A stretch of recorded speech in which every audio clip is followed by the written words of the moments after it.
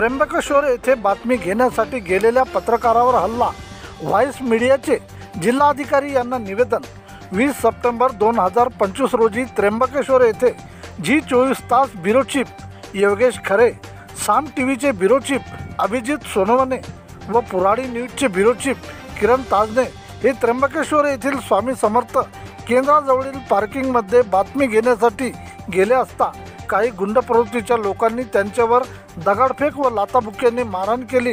त्यामध्ये किरण ताजने हे गंभीर जखमी असून त्यांच्यावर रुग्णालयात उपचार चालू आहे। पत्रकार हा समाजाचा चौथा आधारस्तंभ असून नियमित सत्य उजेडात आणण्यासाठी झटत असतो।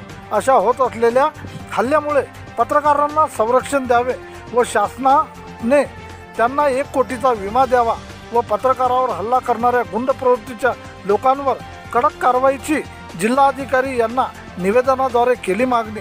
निवेदनकर्ते व्हाईस ऑफ मीडियाचे जिल्हाध्यक्ष भागवत मापारी, नंदकिशोर वैद्य, नंदकिशोर शिंदे, धनंजय कपाले, रमेश उंडाळ, डॉक्टर माधव हिवाळे, इरफान सय्यद, किशोर गोमासे, पंकज गाडेकर, प्रमोद खडसे, मनोज जयस्वाल, गजानन धामणे, वसंत खडसे, संदीप पिंपळकर, अमर कानडे, वैभव पायगन व सर्व सहकारी पत्रकार मंडळी यांच्या उपस्थितीत न्यायासाठी केली मागणी। वाशिम जिल्हा प्रतिनिधी गोपाल तिवारी।